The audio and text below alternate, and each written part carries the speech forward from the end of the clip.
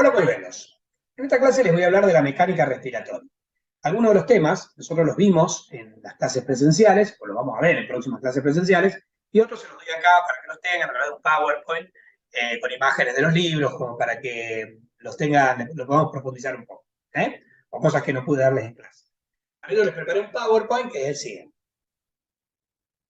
Bueno, con respecto a la mecánica pulmonar, la parte de fisiología, gentileza del Instituto Tejedor, lo que vamos a ver es lo siguiente. Conceptos claves que les pide el módulo del alumno son que analicemos los músculos respiratorios, las presiones relevantes de la caja torácica, las variaciones de estas presiones en el ciclo respiratorio, las curvas de presión-volumen, las propiedades elásticas del pulmón, la distensibilidad pulmonar, las propiedades elásticas del sistema tóraco-pulmonar, las funciones del surfactante. Entonces, esto pide el módulo del alumno. A ver, vamos a hablar un poquito de los músculos respiratorios. Esta es una imagen que le saqué del Verne-Levi, de fisiología. Vos tenés, por supuesto, el diafragma, pero también tenés, entre los músculos de la inspiración tenés, o inspiratorios tenés el diafragma, los intercostales externos, los músculos paraesternales, los escalenos y los esternocleidomastoides. Y acá te dice la función de cada uno. El esternocleidomastoide eleva el esternón, el escaleno eleva las costillas superiores. Bueno, con respecto a los músculos de la expiración, tengo los intercostales internos y además los músculos abdominales, con el recto del abdomen, el oblicuo externo, el oblicuo interno y el transverso. Los pulmones se pueden expandir y contraer de dos maneras. Mediante el movimiento hacia abajo y hacia arriba del diafragma para alargar o acortar la cavidad torácica, es decir, para modificar su diámetro longitudinal, o mediante la elevación y el descenso de las costillas para aumentar y reducir el diámetro anteroposterior de la cavidad torácica. Es decir, por ejemplo, en la inspiración, el diafragma, la cúpula diafragmática, al descender y hacerse más plano, lo que hace es elevar el diámetro anteroposterior del tórax. A su vez, el diámetro longitudinal del tórax. A su vez, el diámetro anteroposterior se puede modificar contrayendo los intercostales externos al mismo tiempo que relaja los internos. En la expiración se contraen los internos, se relajan los externos y se contraen los músculos abdominales. En el caso de que la expiración sea activa. Si estamos respirando en reposo, la inspiración es activa, la expiración es pasiva y se produce solo por la relajación de los músculos respiratorios hasta el retroceso elástico de la caja torácica. Precisamente, estas modificaciones de la caja torácica, este es un esquema del West, vos, por ejemplo, los músculos abdominales, en la inspiración, el diafragma y los intercostales lo que hacen es que pueden modificar el diámetro anteroposterior del tórax. En la inspiración, el diafragma baja y aumenta el diámetro longitudinal del tórax, y también en la inspiración aumenta el diámetro anteroposterior del tórax. En la expiración, los músculos abdominales contraen el abdomen y elevan el diafragma, y además también disminuye el diámetro anteroposterior del tórax por la contracción de los músculos intercostales internos, en el caso de que sea una expiración activa. Así entonces, en reposo, la inspiración es activa, participan músculos estriados esqueléticos principales como el diafragma, que aumenta el diámetro longitudinal del tórax, y los intercostales externos, que aumentan el diámetro anteroposterior. En la expiración, que es pasiva, participan fibras elásticas del intersticio, que son responsables de 1/3 de la fuerza de retracción, y la tensión superficial de los alvéolos, que es la responsable de 2/3 restantes de la fuerza de retracción. En realidad, la tensión superficial es la mayor. El delta P que vos lográs por estos mecanismos es de más o menos 1 a 2 milímetros de mercurio, entre 1 y 3, 4 centímetros de área. El ejercicio, en cambio, la inspiración es activa y participan músculos estriados esqueléticos accesorios. Además del diafragma y los intercostales, participan los esternocleidomastoideos, elevan el esternón, los escalenos elevan las dos primeras costillas y los serratos anteriores que elevan el resto de las costillas. En la expiración, es activa también y participan los intercostales internos descendiendo las costillas y los músculos abdominales que comprimen el contenido abdominal y empujan el diafragma hacia arriba. En esta inspiración, en este respiración en ejercicio, el delta P que vos podés lograr es 20 veces mayor que en reposo.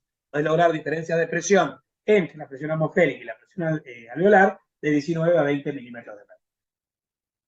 Bueno, precisamente, si nos ponemos a analizar las presiones torácicas, este es un esquema del CELCUR, son la presión intrapleural, que está entre la hoja visceral y la hoja parietal de la pleura, y la presión intraalveolar, que está en la presión de los alvéolos en el parénquima pulmonar. Después tenemos presiones transmurales, que son, digamos, la diferencia entre las presiones internas y externas a lo largo de distintas estructuras.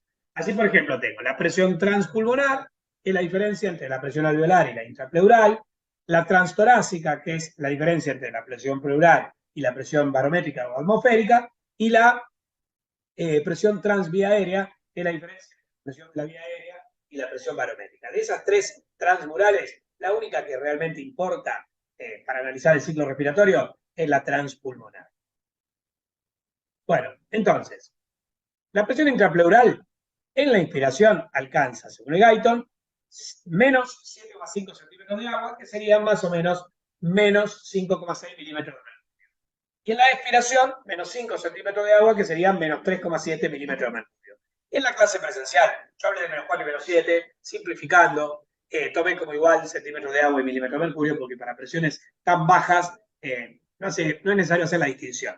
Pero recuerden que por lo general las presiones en el aparato respiratorio se miden en centímetros de agua, a diferencia de las presiones que suelen medir en milímetros de mercurio. Y el pasaje sería un milímetro de mercurio equivalente a 1,33 centímetros de agua. Con respecto a la presión intraalveolar, en inspiración es menos 1 centímetro de agua, o sea, menos 0,75 milímetros de mercurio, y en expiración es más 1 centímetro de agua, es decir, más 0,75 milímetros de mercurio. Respecto a la presión transpulmonar, este es un valor de presión transmural que se calcula entre la presión intraalveolar como presión interna y la presión intrapleural como presión externa. Se calcula por la resta algebraica de presión intraalveolar menos presión intrapleural. En la inspiración, la presión intraalveolar es de menos 1, la presión intrapleural es de menos 7, menos por menos me da más, entonces 7 menos 1 me da 6. En la expiración, la presión intraalveolar es 1, la presión intrapleural es 4, menos por menos me da más, 4 más 1 me da 5. Este hecho de que las presiones transpulmonares en inspiración y en inspiración sean más altas que en expiración, para utilizar un mismo volumen de aire, esto se conoce como histéresis, y después ahora en un ratito se los voy a explicar. Bueno, entonces, las curvas de presión y de volumen son así. En inspiración cae la presión intrapleural, cae la presión intraalveolar. La presión intraalveolar está por debajo de 0, que es la presión atmosférica, y entonces, al ser menor que la presión atmosférica, el aire entra. Entran 500 mililitros de aire, que es el volumen corriente. En la expiración aumenta la presión pleural, aumenta la presión alveolar supera la presión atmosférica, el aire sale y el pulmón pierde 500 mililitros. Entonces, entran 500 mililitros en inspiración, salen 500 mililitros en expiración. Bajan las presiones intrapleural e intraalveolar en inspiración, suben ambas presiones en expiración.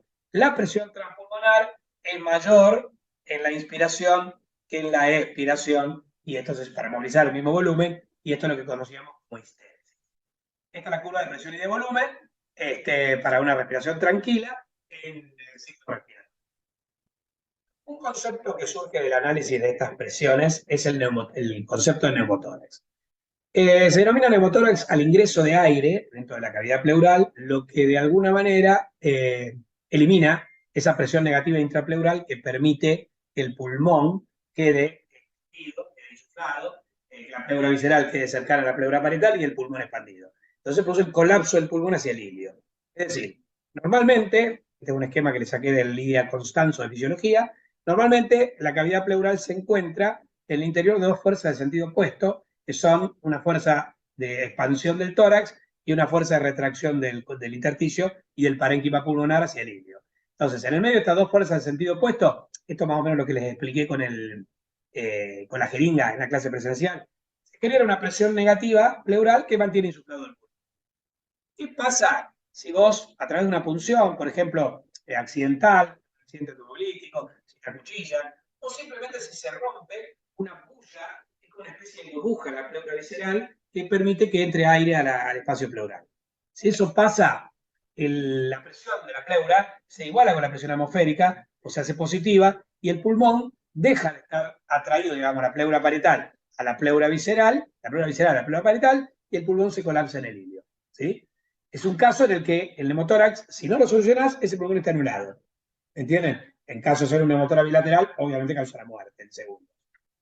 Bueno, acá tienen otro esquema de Lidia Constanzo, distintos valores de presión intrapleural, todos los libros de fisiología les pasa lo mismo.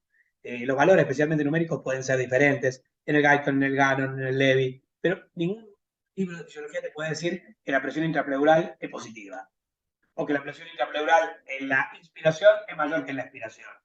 Vamos, lo que puede variar es hasta dónde va. Ustedes recuerden lo que vimos en la clase presencial, que son los valores del Galton, después pueden buscar esquemas de otros libros para ver los procesos y te van a variar un poquito. Entonces acá lo que me gustó de este esquema es que vos tenés, suponete, al final de la expiración, vos tenés una presión intrapleural de menos 5, ¿sí? Y la presión intraalveolar iguala a la presión atmosférica al final de la expiración. Deja de haber flujo de aire. ¿Sí? Con una presión transpulmonar de 5, que se calcula como 0 menos 5. Bien. Inspirás. Entonces la presión intrapleural va a bajar de menos 5 a menos 8. Menos 5, menos 6,5, menos 8. La presión transpulmonar va a aumentar de más 5, a 5,5, a 8. Y en el momento en que, durante la inspiración, por la expansión de los pulmones, la presión intraalveolar sea menor a la presión atmosférica, el aire ingresa. Al final de la inspiración, nuevamente, la presión intraalveolar queda en 0 y deja de haber flujo de aire, hasta que vos relajes los músculos inspiratorios y de esa manera, por el retroceso elástico del tórax, la presión intrapleural va a bajar de menos 8 nuevamente a menos 5, la presión transpulmonar va a bajar de más 8 a 5, y la presión intraalveolar va a pasar de 0 a más 1, en ese momento, superando la presión atmosférica de 0, el aire va a salir, y después vuelve, al final de la expiración, a ser 0. Este ciclo se repetirá varias veces por minuto durante el ciclo respiratorio. ¿Estamos? Muy bien.